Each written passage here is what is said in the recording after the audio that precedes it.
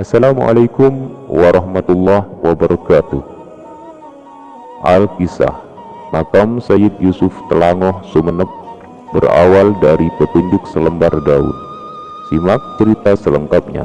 Tapi sebelum kalian lanjut untuk menyimak, mari bangun channel ini dengan mengklik tombol subscribe dan nyalakan lonceng notifikasinya.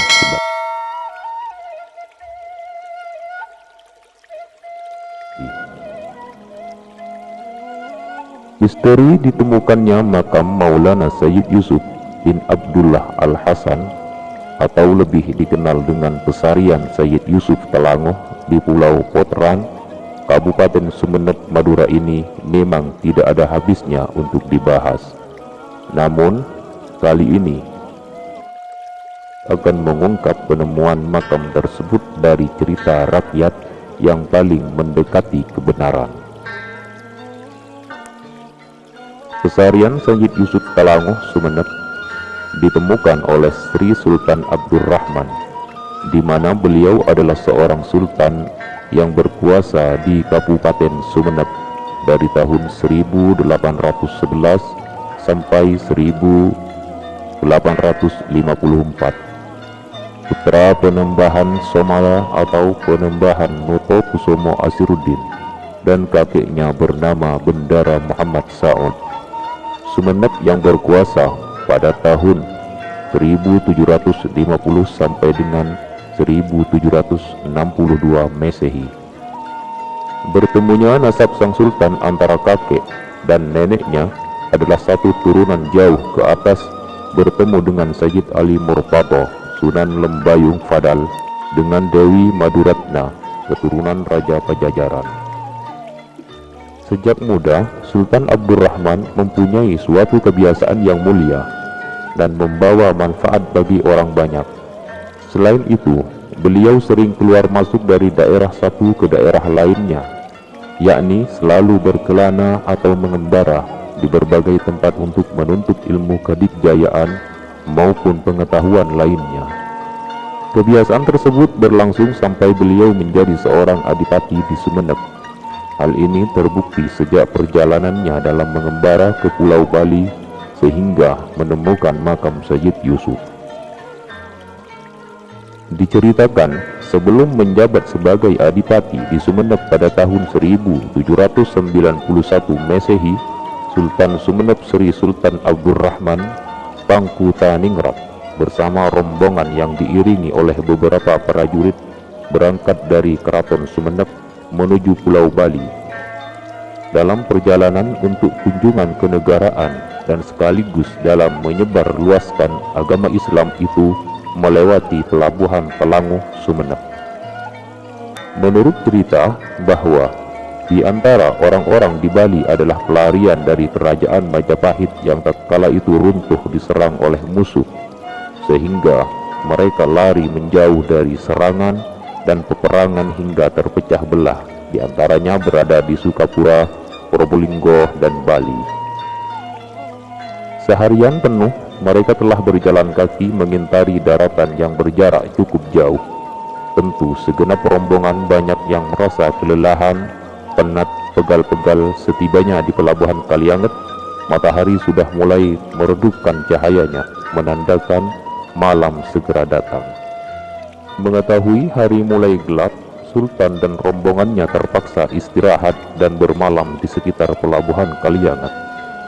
Tidak terasa, ketika waktu telah larut malam dan semua orang telah tertidur pulas, Sri Sultan Abdurrahman yang masih terjaga dikejutkan dengan melihat seberkas cahaya putih kekuningan yang sangat terang dari atas langit jatuh ke bumi.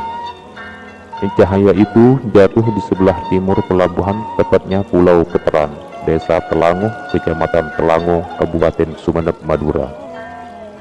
Usai melihat cahaya itu, terdengar suara riuh ayam, burung, dan suara segenap hewan lainnya seolah-olah berzikir dan memuji kebesaran Sang Pencipta, hingga suara-suara tersebut menjemput sang fajar.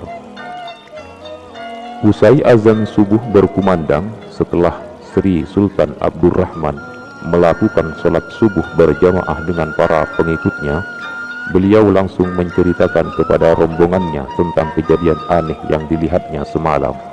Singkat cerita, sang sultan memberi perintah mencari tempat jatuhnya cahaya semalam, dan segenap rombongan pun langsung bergegas naik perahu menuju pulau tersebut.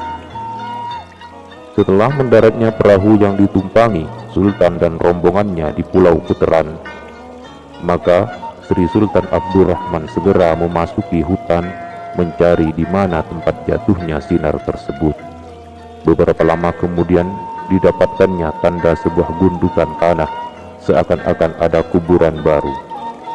Kemudian di depan makam itu Sri Sultan tampak ditemui sosok kakek berbaju putih. Sri Sultan tampak memberikan salam, dan salam beliau pun dibalas pula oleh sang kakek. Akan tetapi, percakapan Sultan itu hanya dapat didengar, namun tidak satupun orang yang dapat melihat wujud kakek itu kecuali Sultan. Selanjutnya, Sri Sultan Abdurrahman bermunajat memohon petunjuk kehadirat Allah Subhanahu wa Ta'ala. Tiba-tiba dalam keadaan munajatnya, jatuhlah selembar daun di pangkuan Sultan, dan setelah diambil serta diperhatikan daun tersebut, ternyata bertuliskan Arab yang tertera nama Hadza Maulana Sayyid Yusuf bin Abdullah Al-Hasan.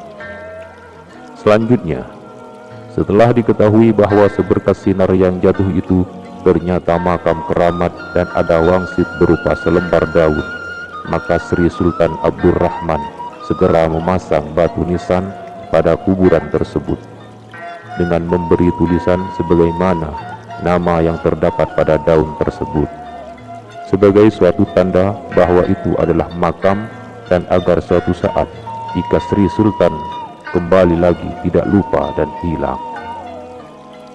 Setelah selesai memasang nisan dan memberi nama, Sri Sultan hendak melanjutkan perjalanannya. Namun sebelum berangkat, tongkat yang menjadi teman beliau ditancapkannya dekat pesarian Sayyid Yusuf, dengan harapan suatu saat nanti dalam perjalanannya mencari makam tersebut sepulang dari Pulau Dewata, Bali, cepat ditemukan dan mudah dicari. Dengan kebesaran serta kekuasaan Allah Subhanahu wa Ta'ala, maka tongkat tersebut hidup sampai sekarang, bahkan telah menjadi pohon yang besar dan rindang. Akarnya menghunjam ke bawah dan melilit pada pohonnya, tak menghalau sesuatu dan tak tergoyahkan oleh tuntutan zaman. Saking besarnya, pohon dan akar tersebut seolah-olah membuat pengaman pulau tersebut dari hantaman ombak.